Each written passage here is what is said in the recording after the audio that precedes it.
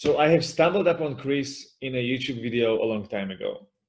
I did not remember that it's Chris specifically by the name, but I remembered the voice and his presence. So a couple of months later, I was researching QiGong on the internet, and I have stumbled upon his website. When I looked at the course and at the videos, I remembered that voice and that presence, so I took the course. And I have to say that I could really see positive results on my own energetic practice that I was doing back then. So today I had interviewed Chris, and I really enjoyed the interview and had lots of value, and I'm sure you guys will too. To give you a little bit more introduction about Chris. Chris is a master energy worker. He has been studying energetics from several practices since his age of 16. So he did traditional Chinese medicine.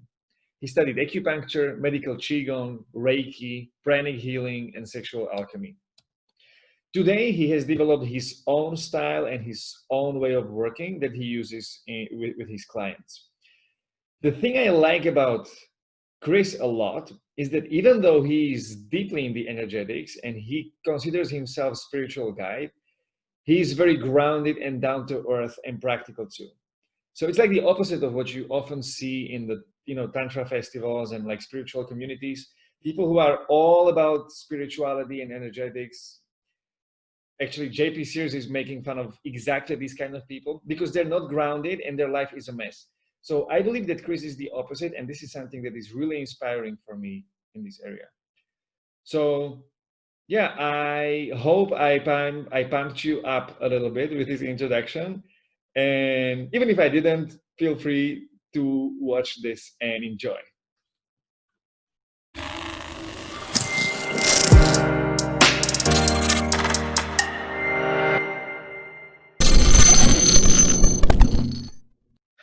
And I would like to start with this article you wrote that really resonated with me. It's called "The Cock Embodied Man," and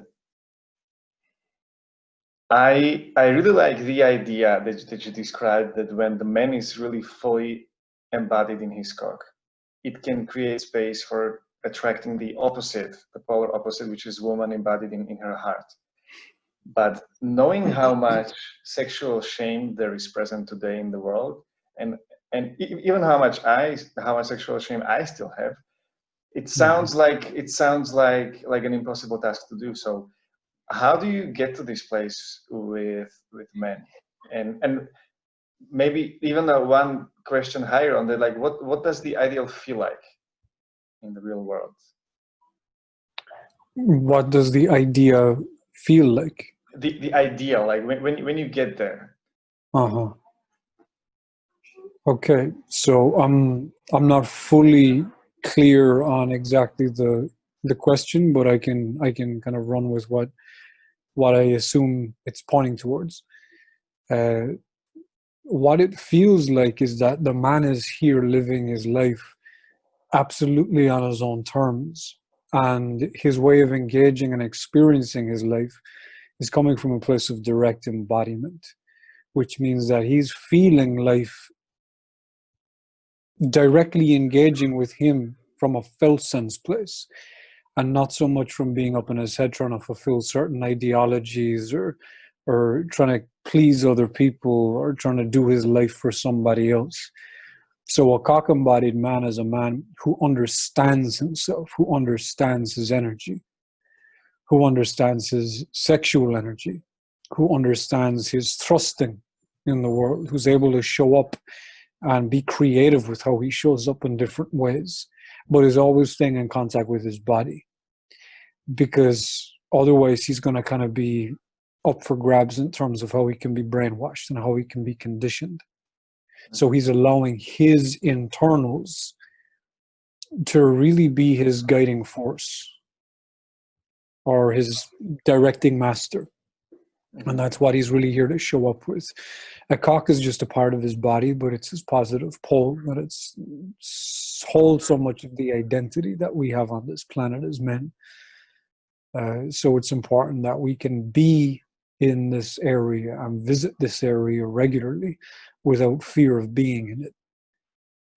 The opposite is that men get very uncomfortable around being in this area, because right up into into the hips, into the pelvis, into the prostate, around the anus, into the penis itself, there tends to be a lot of trauma and disconnection in men's bodies. So because of that, most men live their life from a place of being feminized. So they spend most of their time up in their chest, up in their throat, up in their face. And he's not actually okay with himself when he's living down below in himself, because he's then afraid of being too much, or someone thinking he's being abusive or too sexual or not saying the correct thing. So really what it means to be here as a cock-embodied man is to be here as a man who allows himself to be a man. I see. And that's the work. I would want to share what's going on right now, even though like we're having a podcast conversation. Knowing the work you're doing and having heard about the impact you do, I was kind of nervous before this interview, more than I'm usually nervous before my other podcast interviews, for some reason. And I noticed the pattern that when I get nervous and when I get fearful, I go up in my head immediately. Yes. And I can feel it right now. How I'm just like how it's just like coming up here, and now it's somewhere here, behind my forehead, and it's so natural and it's so quick that when I go out in the real world and I'm doing some other stuff that feels fearful or that requires courage, it's difficult to go back down there. And it took me years to even realize that actually things like this is happening, that there is this thing like flow of energy from up and down. But it feels almost impossible to get back down there on command. So how what's a practical advice to how I can just like put it down and come from this embodied place and from this embodied masculinity? In order to come from an embodied place, you have to be okay to be embodied. The reason you're not coming from an embodied place is because you're not okay with being embodied in that place. So through the process of you continuously repeating the redirective pattern, which is you lose it and you fly up and you catch yourself through awareness, and through that you then bring yourself back down into that place. The more you repeat this pattern, the more you start to line yourself and sync yourself back up. This is never about an all and everything happening in one shift and in one day, or even in one weekend, or even in 1 month. The results that you get in your process and the results that we get as men comes right down to our consistency, to our devotion, to our commitment. So when I work with men and when I have these types of conversations and I guide him to these certain things, he gets excited for a moment, he gets inspired, and then he goes to try to apply it and he realizes how challenging it is for him to just be in himself. Now that needs to be a gift. That needs to be a wonderful realization, because now you're being called to something of higher order. You're not going to be able to walk around this. You're not going to be able to life hack your way through your growth. You're not going to be able to do any of these bullet points and italics and bolds that everyone wants to promise you. It's consistency. It's you showing up again and again and again until you become so sick and tired of being anything that is not embodied that everything starts to change for you. So to answer your question, when you fly up, you acknowledge it, you stay compassionate with yourself, and you just bring yourself back down in whatever way that you need to. You can just grab your dick if that's what you want to do. And you can just stop and close your eyes and grab your penis and just breathe and start to feel that part of your body. But you see, if I was to tell you to do that and you're in a restaurant full of people, are you going to do that? What's more important to you, having people like you or being full of shit? Because that's the problem. We place having people like us, we place that over being self-actualized. We place that above living life on our own terms as men. And this is why women find themselves in the situations and the predicaments and the lack of health that they find themselves in. from a heart place, from a sexuality place. It's because men are no longer men. We're males, but we're not vibrating as men because we don't allow ourselves to be that. So to answer your question, it's just continuously showing up and learning about what your body needs. Because you see, your body is different to my body. So whereas I can do something inside that feels right for me and realigns me, that may not work for you. Because we're different. We're designed and put together a little bit separately, a little bit differently. So our work is learning about who we are and how we function through being with ourselves. And also through you seeing and acknowledging in your life what actually throws you up there to begin with. So let's take this interview. You were nervous to come on this call. So before your nervousness came in, you were probably grounded. You probably felt okay in yourself. And then your mind started to go, and all the expectations and assumptions of what might happen or who I might be or how I might engage with you or what I might think of you and how I might perceive you.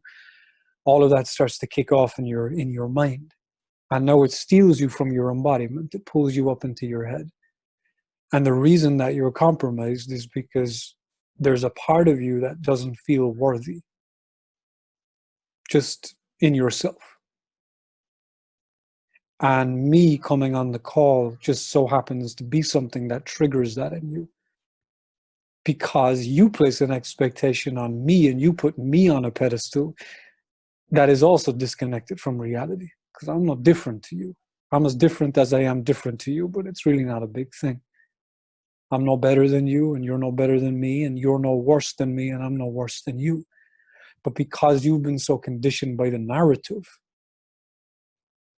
that's how you lose yourself. That's how you're compromised, because you see a hierarchy of authority.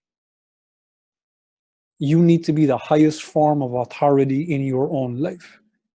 Every man needs to be his own God, and he needs to be able to feel where God lives in him through his embodiment. And when he feels it, actually trusting himself enough to say, you know what, this is scary, this is challenging, this is overwhelming, but I'm going to stay true to myself and I'm going to move in the direction that my energy wants to move. And I'm going to make no apology for it. Because as long as you mean no harm, you can live your life the way you want to live your life. So I don't really do much when I work with people. All I'm doing is saying things very simply the way things are. It's common sense that we've been pulled away from. But I'm no more special than you. And I'm sure you have things that you could teach me. But you put yourself in that position underneath me. Why would you do that to yourself? If you disliked yourself, if you thought you were weak, if you thought you weren't good enough, because I don't see that in you. I see you as an equal. Don't let people force you to make comparisons. I like and don't like what you're saying at the same time. And the part of me that likes it knows that it's true, and the other one knows it's kind of uncomfortable. But the way you say, like, I think I can feel the difference when you say it from an embodied place, and that's where I aspire to as well. Because the words don't really always make the difference.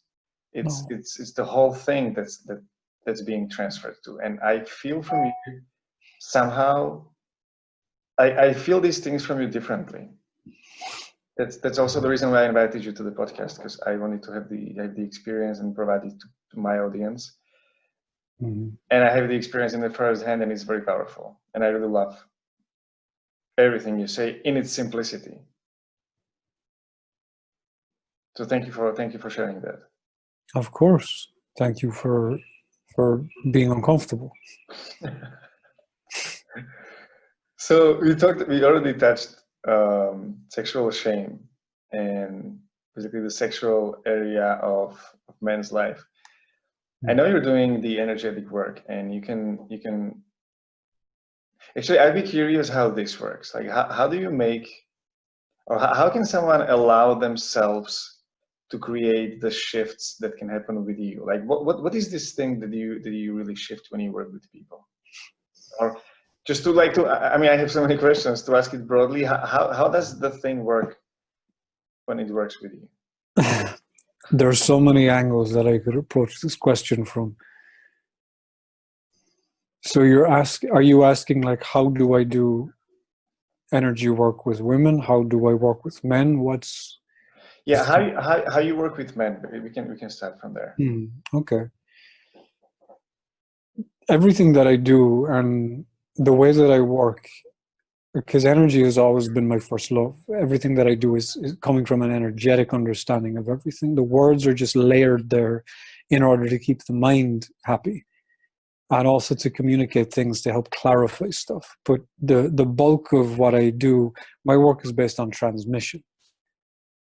So when a man comes to work with me, what's repeatedly reflected back to me after he goes through the process of working with me is that, okay, I never knew what it looked like. Like I hear all these things about being a man and what it means to be a man and how to be a man and all these different things. And what I get reflected back pretty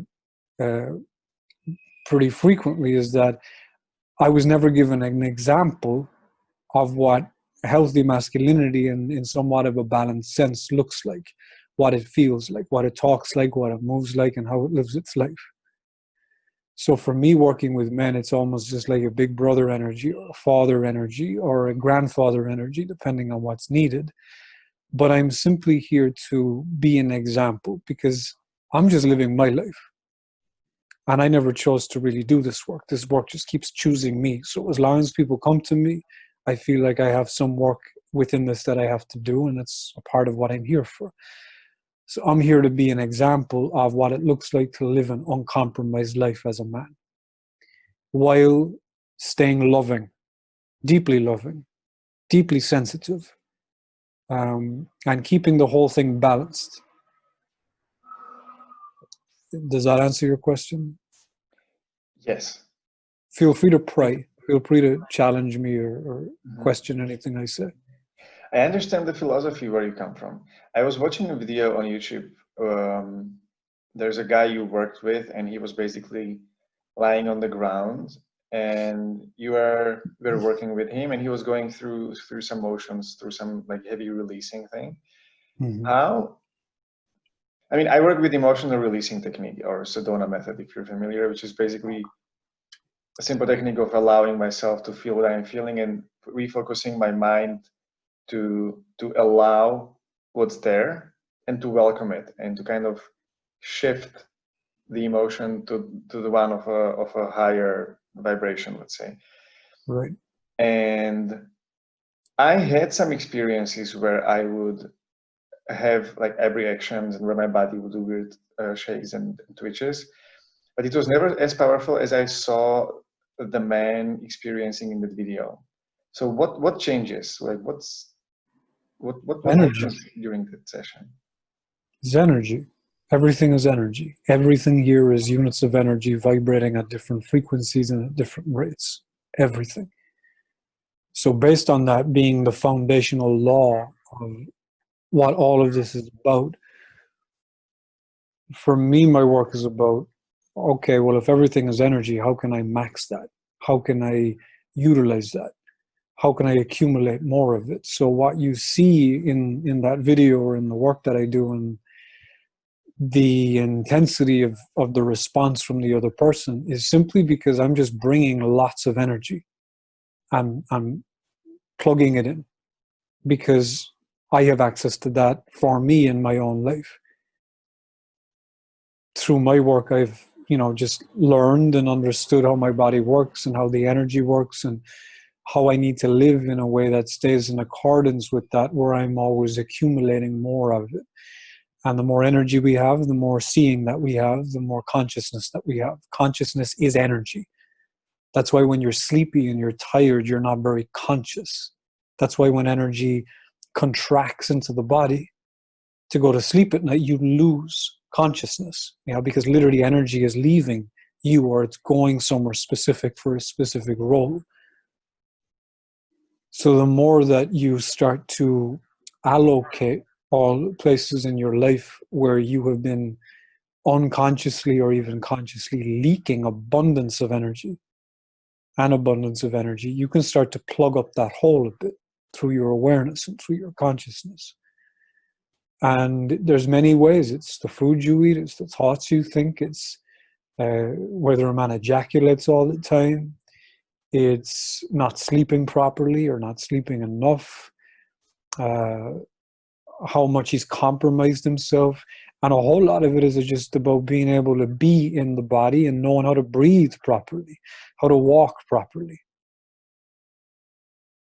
how to just feel your own body. So the more energy, the more impact. As men, we're always penetrative. That's our energy. We're penetrating everything. The question is, what are you penetrating with?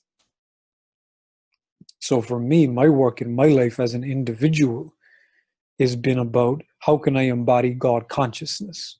How can I self-actualize? How can I have such a deep relationship from a felt sense place in my body, feeling it, knowing it, seeing it, hearing it, understanding it, to the point where then I can actually open something that allows that energy to now funnel into the other person and to, for use of a better term, impregnate that other person with God consciousness, so that then it can start to unfold in them and they get to heal and clean and go through their process, which isn't always orgasmic. It can be very painful, very terrifying, very overwhelming. This energy doesn't fuck around. It's real, it's raw, it's of life.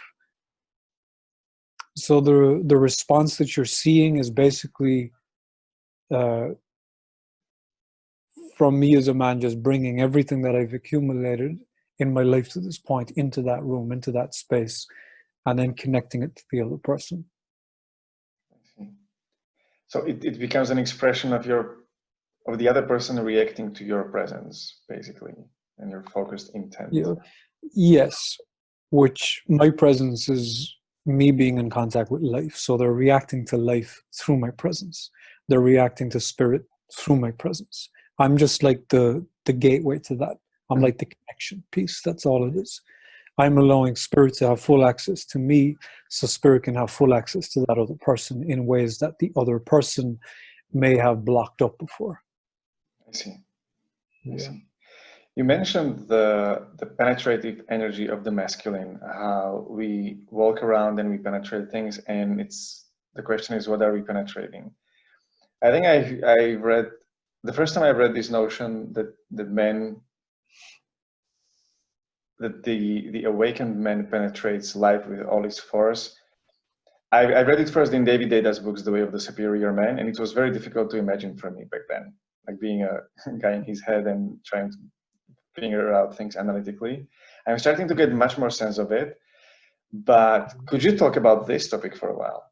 How do you see the penetration in relationship with business, for instance, or with building a family, or... Yes, so as men, we're here to fuck. We're here to fuck everything open. That's the most visceral way to communicate it. Yeah, but we're here to fuck. Can I swear on this podcast? Is this okay? Because I'll keep saying it.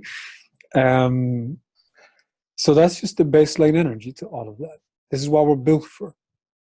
Just look at our penis. Yeah, it's firm.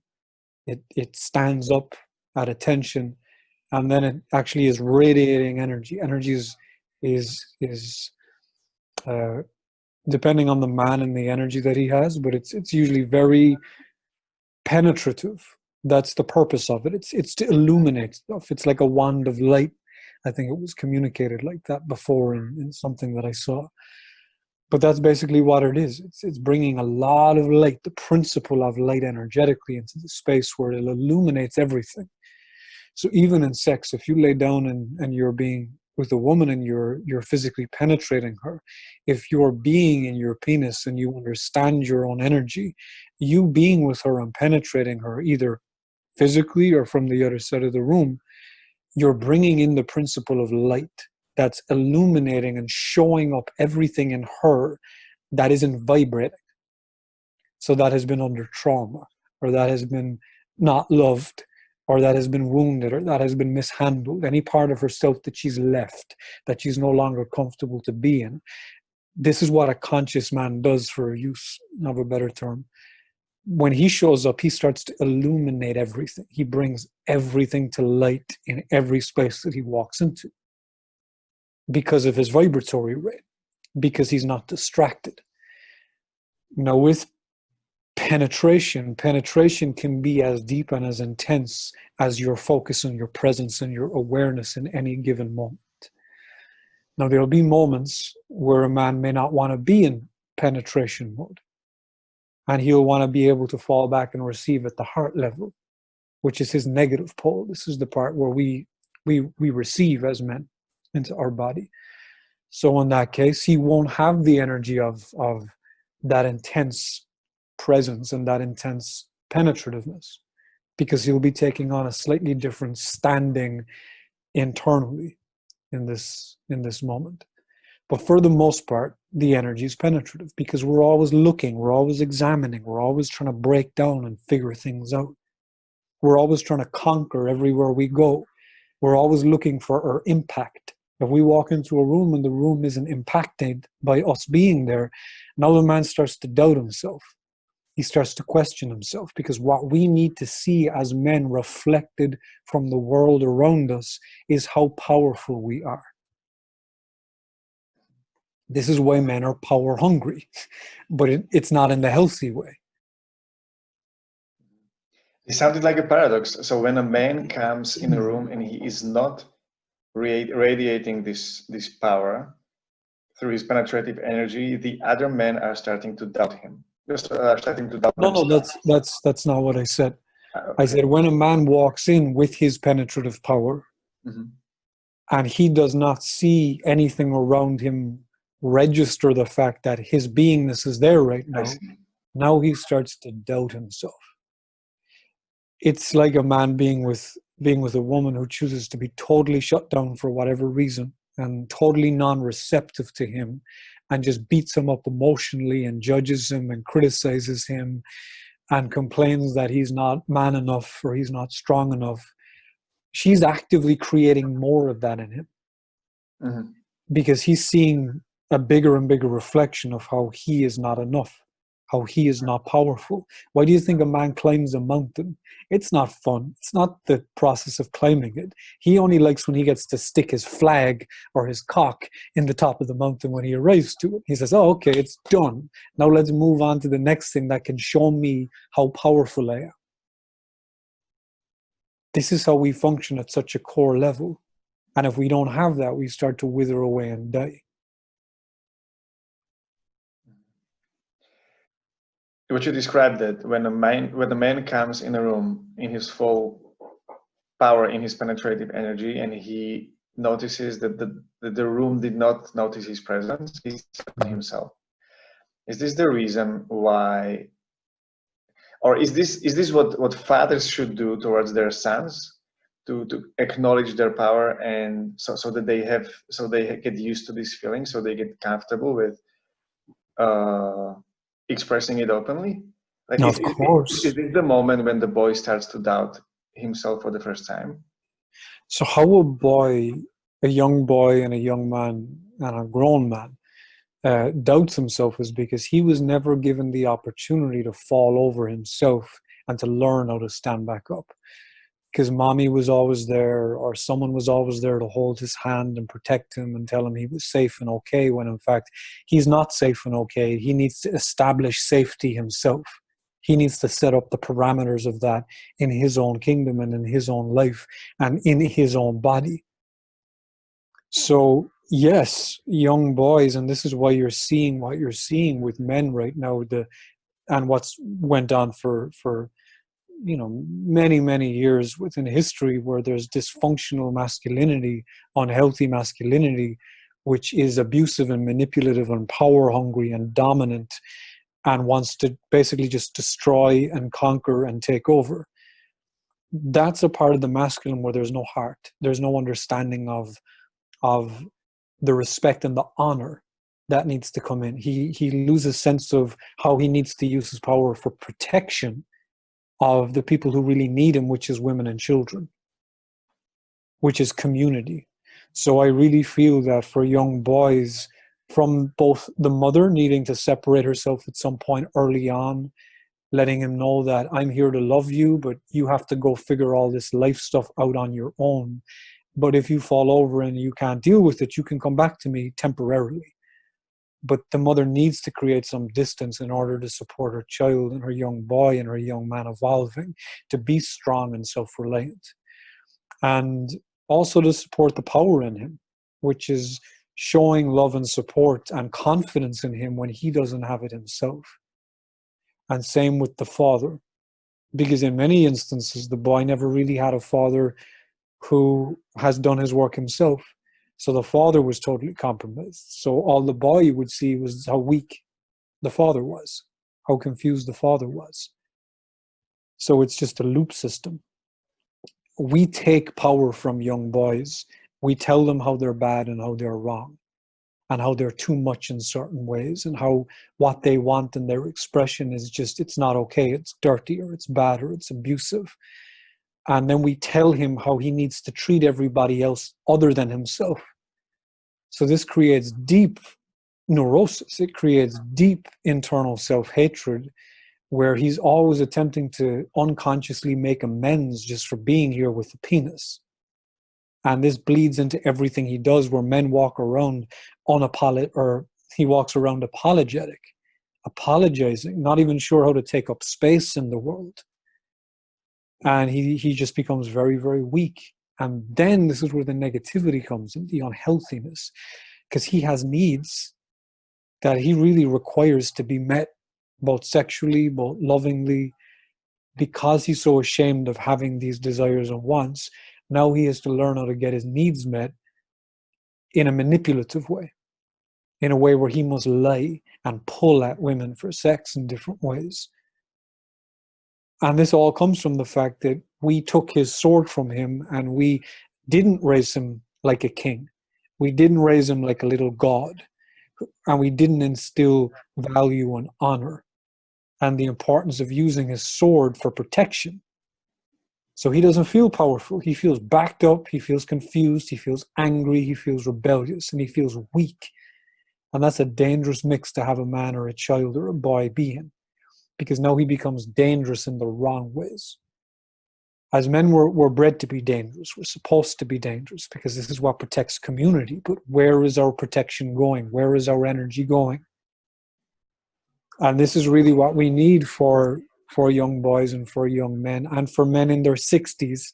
I have men come to me in their 60s, in their 70s, of all ages, where they're still in child's pose. They still don't know how to hold their sword. And it's a problem, because you see what's happening on the planet. And on the other side of that, I have women having to come to me, a stranger off the internet, to pay me money in order to experience something that she should be able to just call upon any man in her community for. But she has to reach out and find it from a man that she doesn't know. That's a crying shame. And this is why I work with men. Because we're needed. And also, it's okay to be a man. It's actually very fucking essential. Because without us, you see what happens. You see how everything falls apart. You see the mess that occurs. So to any men watching this, my invitation is into responsibility. Personal and collective. I hold every man absolutely responsible for the condition of the women and the children in his life. Absolutely.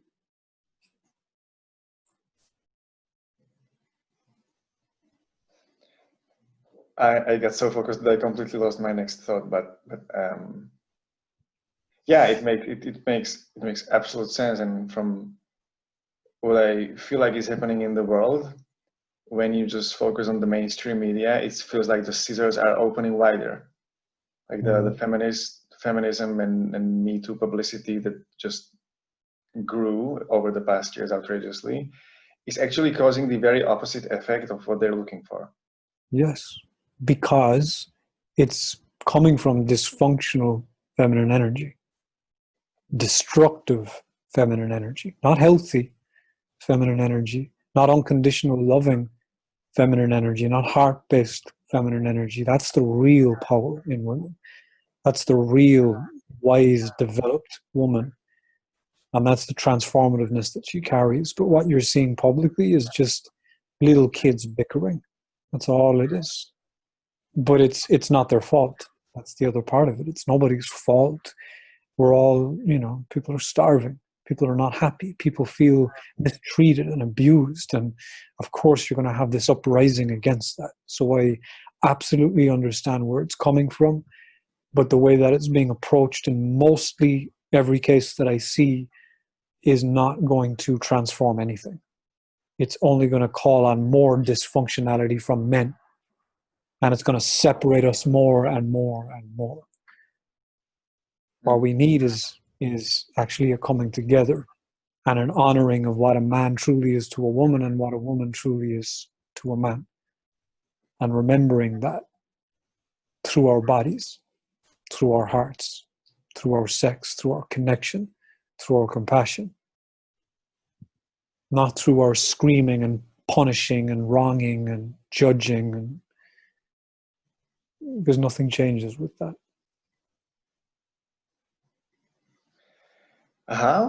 What would you say could be a good grounding principle for men to grasp in order to be able to center themselves in this age of really conflicting information from Stop reading information.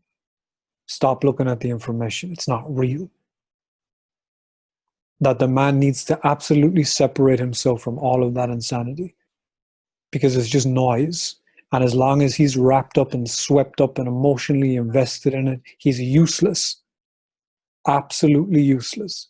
Put the distractions down. Put the toys down. Start to actually come to a place where he's willing to feel himself and go into his emotions. Go into his fears and his insecurities and allow himself to feel and breathe into it and express it and to experience it with himself. He doesn't need to do this with anybody. With himself. And then every so often as he gets cleaner and cleaner and cleaner, now he can actually be here far more connected with his intelligence and with reality and with what's really needed of him. Because the narrative is in no way true. It's just like a lot of drug addicts being drug addicts. Like a heroin addict on heroin comes to you and they're smoking crack and they start telling you information. You are not going to allow that into your consciousness. You might be with them and be loving with them and supportive of them in some ways, but you won't allow the information they bring to you to penetrate your consciousness and make a home in you and then start to move you, because you know that where it's coming from in them is not of intelligence.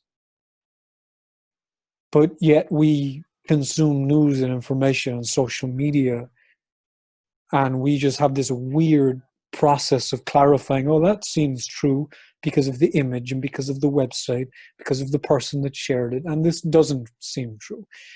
None of them are true for the most part because you don't feel them.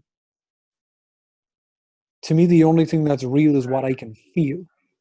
If I don't feel it, it does not exist. And until I feel it, there's nothing in me that is willing to engage with it. So men really need to wake the fuck up when it comes to reclarifying his area of clarity and reality. Because otherwise he's useless. And he's just being strung along by the fucking nose. And then people are filling him with nonsense, and then he's going out and he's selling the nonsense. He's standing for the nonsense. He's fighting for his brainwashing. And if you question his brainwashing, he'll fight you for it. That's what we're dealing with.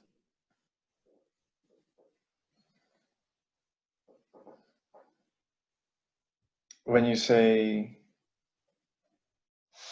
so one way is to stop the noise by preventing ourselves from allowing the information in. What could be the principle that could be deemed as always truth somehow? Like, I believe what you have to say is that if nice enough, I'm safe. This is one of the core principles, I would say. Can you repeat that? If I'm nice enough, I'm safe. Being nice will ensure me safety and acceptance from the others. And whatever. But accepted, just before you finish, so you're looking for acceptance, but who are you looking to accept you?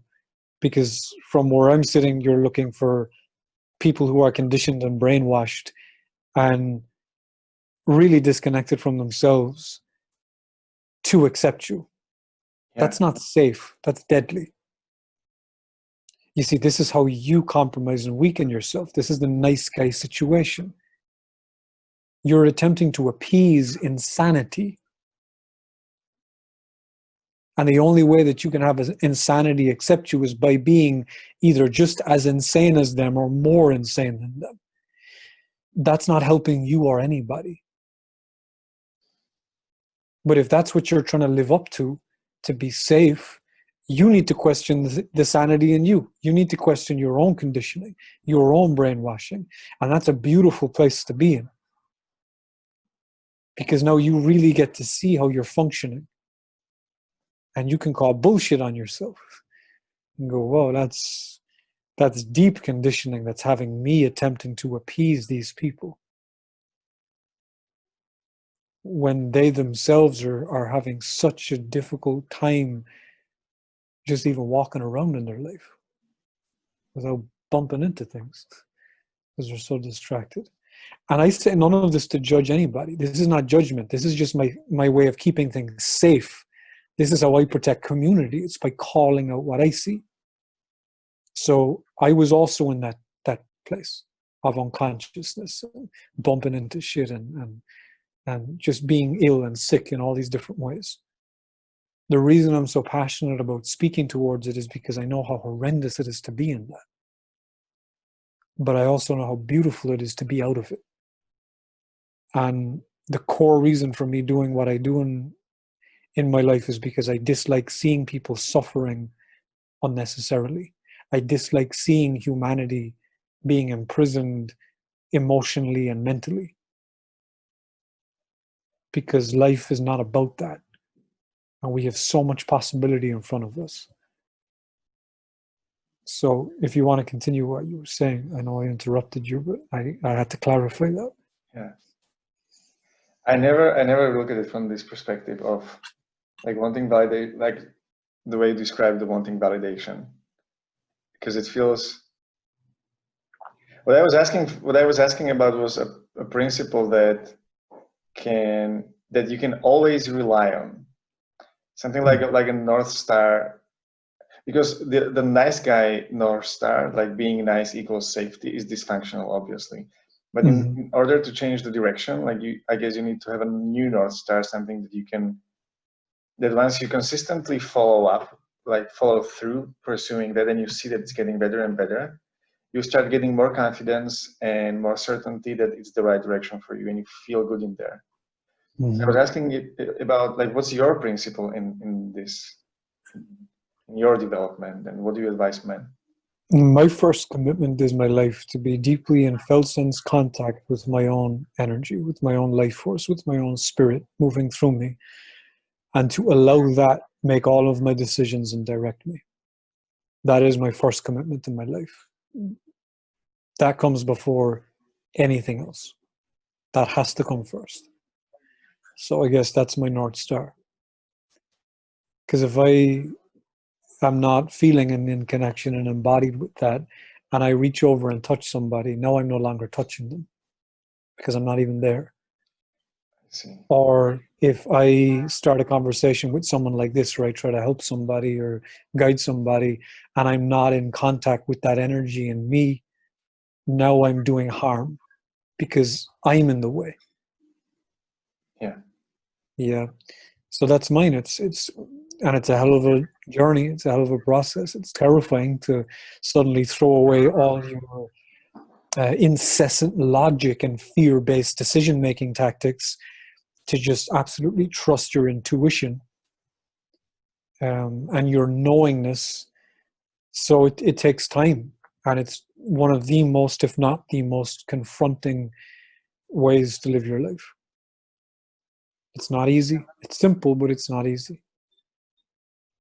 But it's totally worth it, because now life has your back, because you're living in accordance with it, and you are absolutely repaid for your courage with abundance, because you're still showing up even when it's scary, even when it's terrifying, even when you have such a visceral response of fear and uncomfortability. You're still showing up, following what is true for you in that moment. That's all we're here to do. We're here to listen to spirit. Our spirit, we're here to allow it come through us and to animate us and to do whatever it's here to do through us. Because this isn't us. It's just flesh. It's a bodysuit. Yeah, these aren't your eyes. These are windows. Behind your eyes is who you are. Your spirit. And you're just looking out of these windows and you're moving this bodysuit. And it's important that you let go of all the importance that you place on the external stuff that causes you so much just ickiness and stress and all of that, because most of it doesn't even fucking matter. And start to check back in with the person behind the window. So you can start allowing the decisions and the movement come from that place. But to really come from that place, that's why I say you have to shut out the noise. Yeah, you have to shut out the distraction. Because that's what's consuming consciousness. Anything you give your energy and your attention to is consuming you. And whatever is consuming you now starts to use you. You see? Whatever you give your attention to. So, for me as a conscious man, to use that term again, which I'm not so much a fan of, but it gets the point across. You need to be so selective to what you give your beautiful, precious, powerful life force to. Because whatever you give it to, it's going to use it. It's going to multiply it and multiply it and multiply it. So right now I'm using my life force in order to engage with you and whoever else is happening to watch this. And it's impacting you and it's affecting you, and you're taking that in, and that's having a direct response and a result in you. And then you finish this call and you stand up and you go back into your life, and now you have all the remnants and the textures and the flavors of this communication inside of you. And now that energy starts to move through you if you stay present with yourself. But as soon as you disconnect and you lose feeling from it, it's always harder to go back and find it again. That's why the repetitiveness of consistently calming back to yourself is so important. It sounds scary and positively thrilling at the same time. Like it's being All like of those flashes of inspirations when I get when listening to you. Mm-hmm. It's all of those. When a man comes to you wanting help and wanting mentorship with his masculinity and developing this penetrative and free approach to the world from embodied place, and he has never done any energetic work, he's never done QiGong, what do you guys start with? Well, I ask him, what's the problem? And then he tells me a problem that he thinks he has. And then I start to just dismantle him from a place of respect. Because I see that there's been a program put in him that's like Windows 95, when he could be functioning with something far greater. So I'm here to go through the process of de-brainwashing him and also empowering him through example. So he actively gets to feel me, and he's like, whoa, this is a thing. I can say who I am and ask for what I want and not shy away and not apologize for being a man, and also know how to be with a woman and know how to connect with her and to share love and connection and actually have a beautiful engagement that's healthy. So my greatest thing for me is I want to be an example of that. If I can be an example of that and help even one person, then my life is there's a whole lot of completeness that brings from me. Because otherwise I'm just kind of waiting around here until I'm no longer here. So this at least gives me pleasure in the meantime to be able to help people who feel like they're struggling. They're only struggling because they've signed up to something that they think they've had to sign up to. Well, life is absolutely free. You can do whatever the fuck you want to do, whenever you want to do it. The I can't is just, that's what you've been taught to tell yourself. Is there any exercise or some? No, I'm coming from a place where no, I'm not laughing. I'm not laughing at you. I'm laughing because this is such a important question, but it's also the most difficult question to ask or to answer. Because it's so simple. The thing is, I've been a huge fan of morning routines, and I've been doing them for 4 years, and I can say that they changed my life because of the 1%, addition every day. And I do if there is such thing, and if yes, we'll do this, so I can start doing it tomorrow. So you want a morning routine from me? No, I want to take like this exercise and add it to mine. Okay. You want an exercise? Yeah. Again, I never want to complicate anything. Everything I do, like everything is simple. Our power is rooted within simplicity. It's stopping all the busyness is where we really get to meet ourselves. So, any exercise I could give you would be something you're already doing, which you've got from me, which is my QiGong course. I'd recommend for you to do QiGong every day. I'd recommend for you to visit your penis every day and try to be there as much as you can and to feel that part of your body and to not shy away or run away from it when it starts to feel things or do things. So let's say that's an exercise. If you want to make it be an exercise. An exercise I'd like you to establish, I'd like everyone to establish their first commitment in life. Like I shared, my number one commitment, what comes first before anything else. I would invite people into clarifying what that is for them. So then that they have a starting point or a base or a foundation point where everything comes from that place. I feel like that's important. Being in your body, any exercise that allows you to be deeper in your body. But there's never going to be one exercise or 10 exercises that are going to do all this work for you. You can do all the exercises. It will be sweet and it will be beneficial and it will be supportive. But if you instantly just leave your body and leave presence when you finish the exercise and go back to your life, it doesn't really mean much. It's not the exercise, it's the fact that the exercise is giving you a structured container to be present. Now, how can you expand that to have that exercise begin from the moment you step out of bed in the morning until the moment you go back into bed at night? How can that whole thing be a movement practice or an embodiment practice or a presence practice? That's the only thing that has ever worked for me. Because you meditate for 20 minutes or you do your movement for an hour, but you got 23 hours left. So what are you doing with that time? Yeah. And for us as men, all of our healing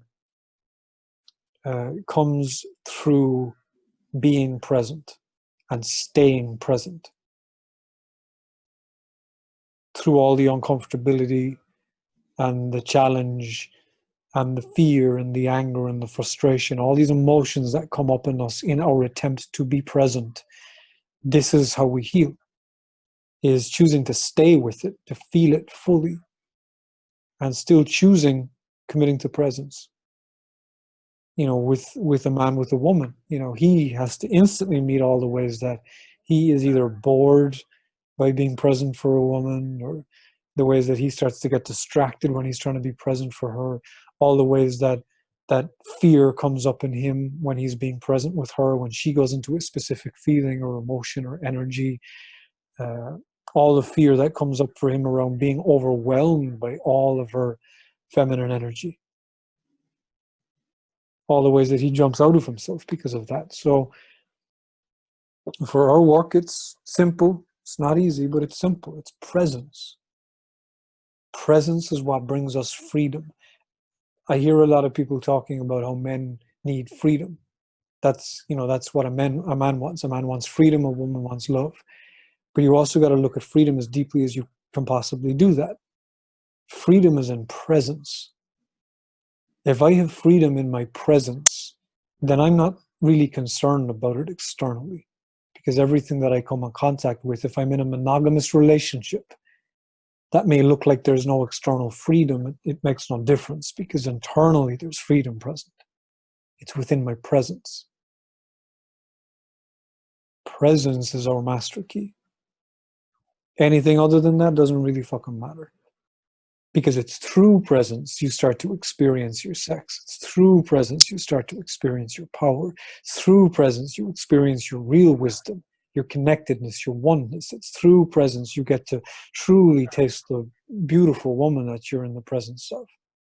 It's through presence that life becomes so much more bountiful and abundant and richer.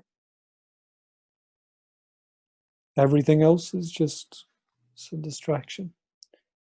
And through presence is how we come to love. It's how we learn love as men.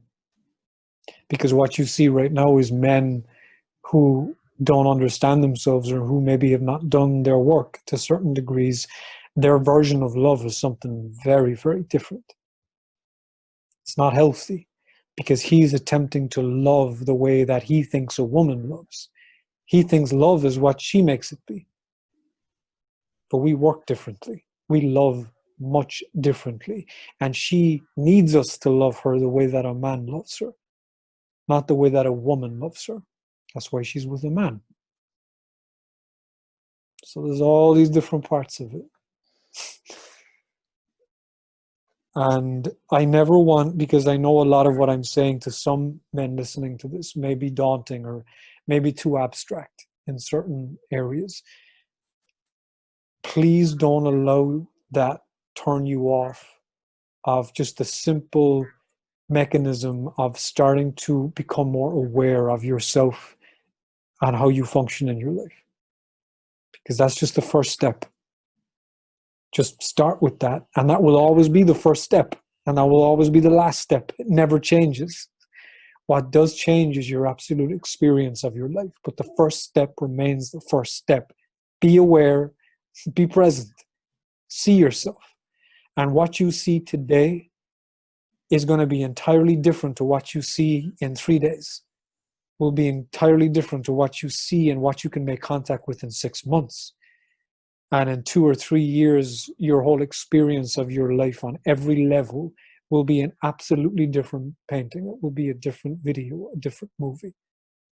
Because through that one commitment, awareness and presence, you will have transformed yourself and everything that you come in contact with. And that's what a man does.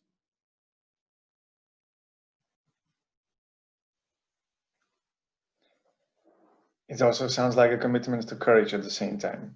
Because You like gotta. sometimes being present means going through a lot. Everything. Everything. Not turning away from any of your fears and your insecurities and your feelings and your emotions.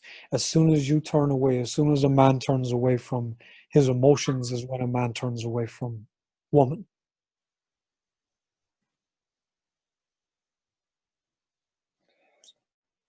Thank you so much, Chris. we came to the end of the hour. Before we wrap up, can you share where guys or anyone who wants to reach out can follow you, or how they can get in contact with you?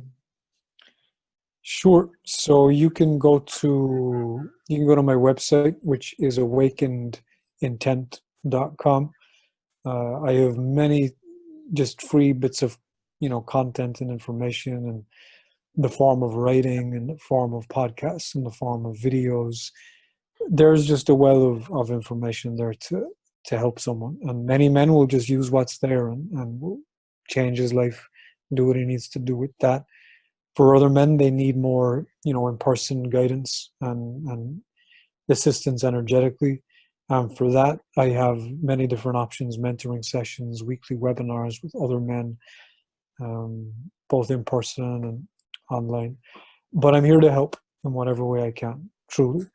I see the pain, I see the struggling, I see the confusion, and in whatever way that I can help support that and help that shift flip over into something that's a bit more sane and intelligent and